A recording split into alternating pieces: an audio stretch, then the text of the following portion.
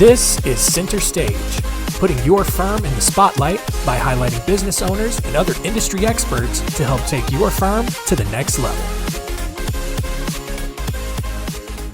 Hey everyone, and welcome to Center Stage. I'm your host, John Henson, and this week we've had a few episodes about this before, but I think it's a really, really important part of your marketing strategy, and so we're continuing to talk about your firm's messaging and how to frame that into a story, because presenting things like that and in a story form is really going to benefit you. I mean, there's so much data out there that shows just how crafting your message into a story form does do so much more to create that personal connection with your audience and results in just better conversions, better relationships overall. And so joining us to talk about the best ways to do that is the founder of TB Media Group, Tamika Bickham. Thanks for joining us this week. Thanks for having me. It's good to see you again. Awesome. So I said you were the founder of TB Media Group, but you have done so many other things. And I mean, you have like a really kind of diverse story and career, just kind of how you got to this point. So just tell everyone a little bit about your story and why we're talking to you this week about this. Awesome. Yeah, absolutely. So my story starts, I don't know, well, it starts from the beginning, but I will say my background is in local TV news. So always had a love for writing, always had a love for storytelling, definitely like a true crime junkie, even as a kid growing up, like love the 2020 Dateline type of stories. And I was always into investigating, very curious, asking a lot of questions, wanting to uncover things, because I always found visual storytelling in a format like TV to be very engaging. So that's really where it started for me.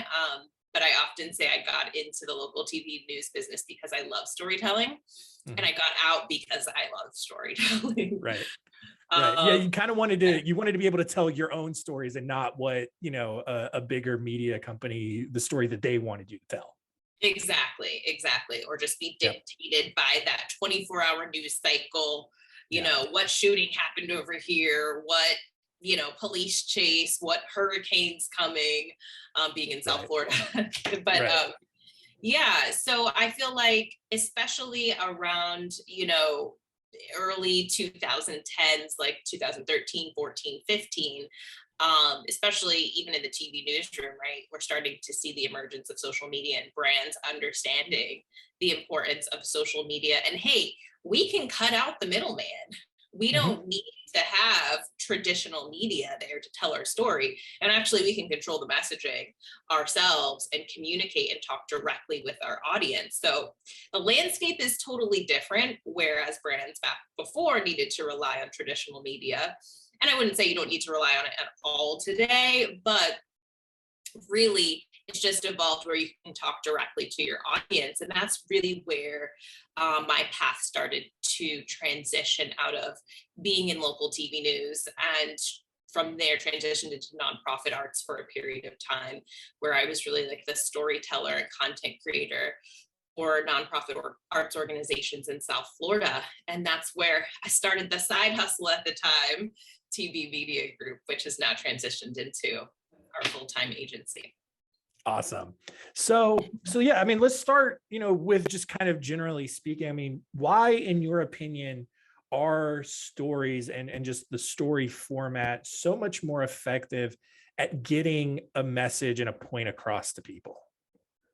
Yeah. Well, at the end of the day, no matter who you are, if you're selling a service, a product, buying a service or a product, we're all people. And people connect with people connect with stories.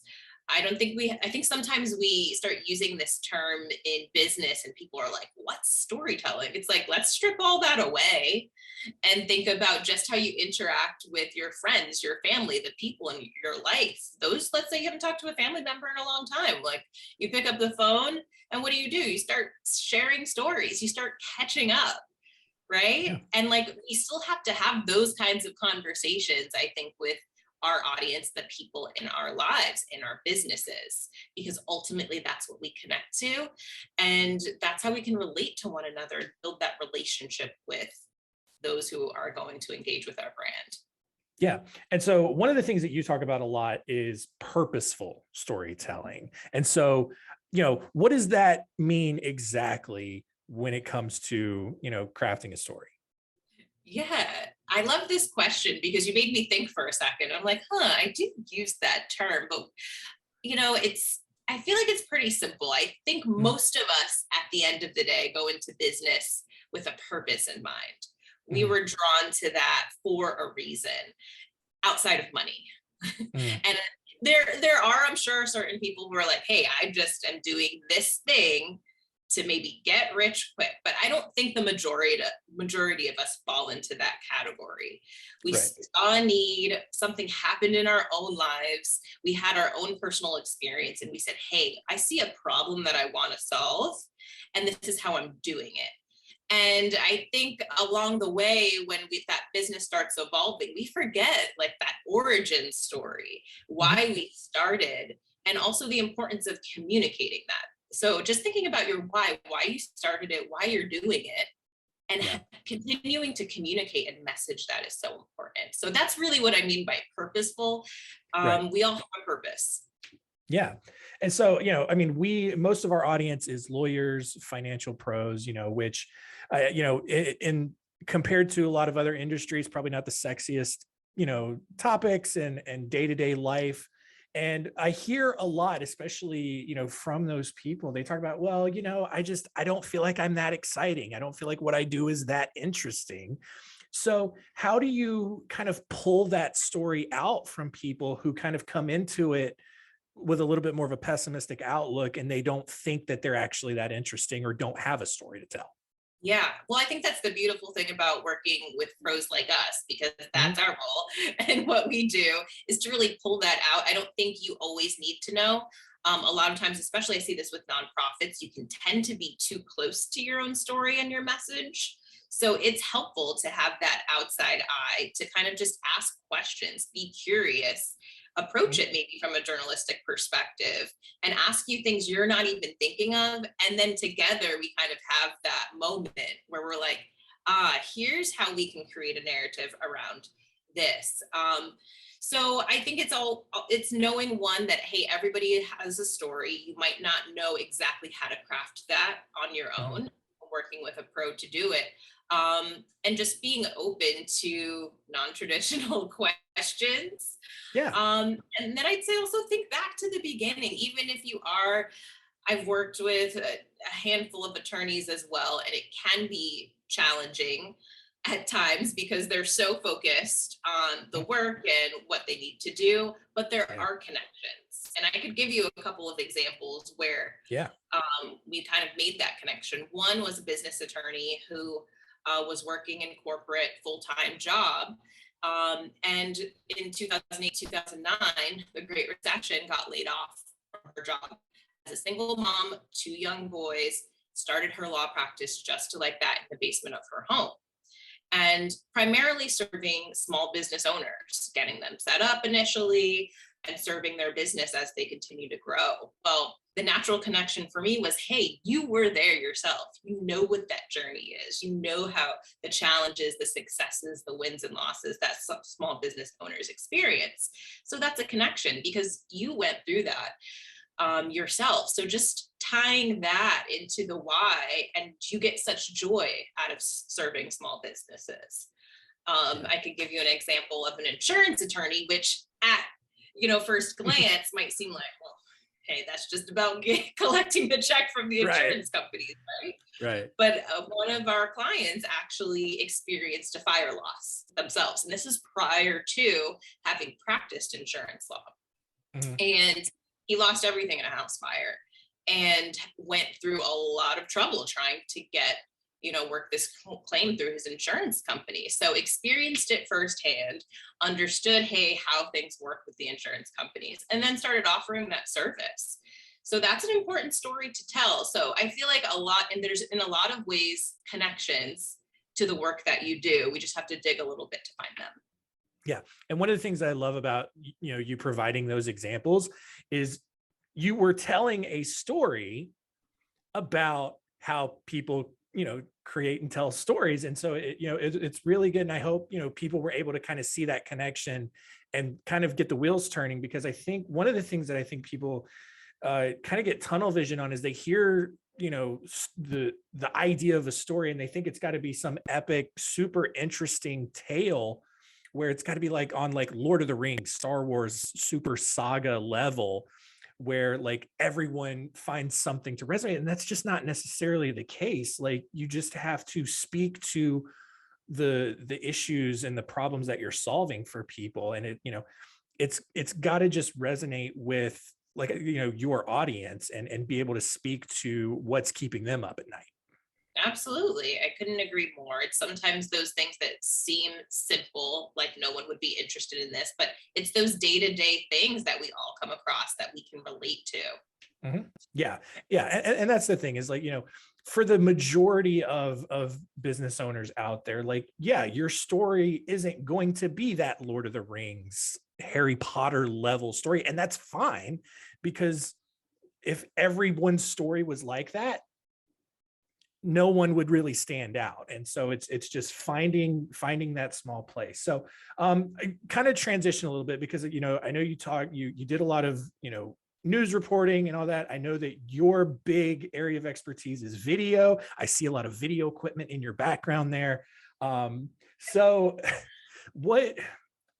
how does video specifically help with that storytelling and help create stronger connections between a business owner and their audience?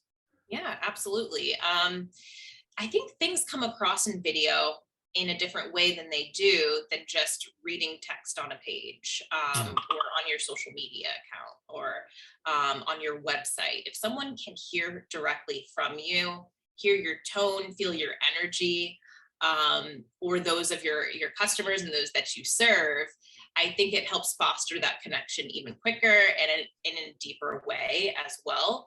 And then also when it comes to video, we can make things visual. If you're not just talking, hey, as we are now, like talking head, when you really start to craft the whole picture of the story, when you can start pairing images and video with what you're talking about, it can help paint a picture and really show instead of tell for your audience. Yeah. And, I think, with video specifically, and you and I have talked about this before, and kind of how we got connected originally. There's just so much more, it's just so much more personal, and like you and I had talked before, especially with lawyers specifically, had just how people are intimidated by lawyers. And there's just this stigma and this aura around the legal profession, and that most lawyers are super scary and intimidating. And video does a great job of breaking that down. Because and you've had this experience, I know as well, just in talking to lawyers, like they're just regular people. They're just like everybody else. They just kind of have that specialized knowledge that, most people don't really have a grasp of. And so video, I think, is a great way to kind of break down those barriers. Absolutely. And I would even say the same for doctors as well. Yeah. Oftentimes it's like there's this wall and this barrier. It was interesting because on my podcast last week, I just interviewed a doctor who is a surgeon and ended up having a stroke at, I want to say 34, 35 years old, and was actually in a coma for, for about a month in the hospital, and went through this experience of being on the other side of the medical industry and seeing it. And I did ask the question, what was the biggest thing that you learned, or was there anything that really surprised you about being on the other side? And he was just like, it really reminded me to get back in touch with my empathy, because while this is day to day for us in this profession, and we know these things inside and out, understanding that for the person that we're serving, this is not something they're familiar with, and really revisiting that empathy. And I thought that was such a great perspective, and remembering that, hey, our doctors are lawyers, they're humans, they're people too. And that's important to us, a lot of consumers. Yeah. And that brings up a really good point, because I see that on the legal side as well. Lawyers, at least I obviously I see it more when it comes to the blog articles that they write, just because it's a little bit, that's more where the environment that they're coming from. But, so many lawyers get caught up in wanting to make sure that they're impressing other lawyers with the content and the things that they're saying. And it's like, no, dude, like, that's not who this is for. Right. You're trying to reach the people who are going to be hiring you. Sure, other lawyers may refer to you, but when those referrals come in, they're still going to be vetting you and trying to figure out if you are the right person. And that's where this content and these stories and the connections that you make are really going to help make that conversion. Absolutely. And I think about one lawyer we worked with who's family law. I mean, think about how personal those stories are. And you're dealing with people and families oftentimes in some of the most challenging times in their lives. Yeah. That really comes down to that person liking you, trusting you so much with such a sensitive type of matter in their personal life. So just, I think really thinking about that as well is so important. And I remember that attorney in particular telling me, she said, most of the time people don't remember the blogs and the things that I write, right. But she really enjoyed horseback riding. And that was something she did frequently and would share and post about. And she said, people often come to me and start a conversation around that. So sometimes it's those little things that foster that personal connection that you don't realize that will draw people towards you. Yeah. So let's talk about, real quick, just kind of the actual production of videos. Let's say someone wants to be like, all right, I want to do more videos in my marketing. What kind of advice do you have for people who might want to just try, maybe making some videos on their own, like in posting them to social media? What sort of things should they be keeping in mind? Because again, with video, it's the next best thing to pretty much being in the room with someone at the same time. So what should people be considering? Yeah, absolutely. Well, if it's something you want to do on your own, I would definitely say keep it simple, because what's simple is something you're able to maintain and continue doing. So just I would say start with somewhere within your comfort zone there with what you're able to do on your own. And it could be as simple as like what we're doing now is just logging into your own Zoom account, hitting record. And stop when you're done, and then just saving those clips and uploading them. Or you can get as fancy as you want with a DSLR camera and plug it into the computer, just determining what your comfort level is. It's something that's easy for you to maintain. And then I would say, kind of echoing your last point, think about who your audience is, who you are talking to. You're probably not creating this to impress other lawyers, right? You're creating this to talk to those you want to serve. So what are the main issues, problems, questions that they're coming across? Think about maybe the top 5 frequently asked questions you get from people who are interested in wanting to work with you, and maybe start with answering those questions. So I would go back to that, because you'd be surprised how often you have a lot of the content right there in front of you, or even in your brain, in your inbox, on your website, that you can really just turn into a video. And remembering also that this doesn't have to be perfect. People are looking to make a connection with you and determine that they like you enough, right, to work with you over your competition. Yeah. And so, 2 things that I want to ask you about. The first one I think is a little bit broader, where it's just like, look, we're all going to be our own biggest self-critic. Video for a lot of people is going to be really tough, because they'll go back and watch it and they'll be like, why do I look like that? Why do I sound like that? Why did I make these mannerisms? And it's like, how do you help people kind of overcome that element of self-criticism? What's something that's even worth pointing out about yourself to work on, versus stuff that's just like, no, you're just being really self-critical and people really aren't going to care about that? Yeah, definitely. I'd say the biggest thing that I see with everyone, that almost everyone can work on, is energy level. So that's something I talk a lot about in our on-camera trainings. If you think about the camera, it actually acts like a filter. So even if you're talking in a way that you would to a friend, kind of just one-on-one and sharing a story, you really need to turn up that energy, or your animation, your enthusiasm, just a little bit more when you're doing it on camera. So I think the second part to that is, as much as most people hate it, myself included, you have to watch your content back. Right. You absolutely have to, because there are things that all of us do, little quirks that we all have, whether it's, hey, moving our hands too much, or a head tick, or whatever the thing is. You won't know it unless you watch it back.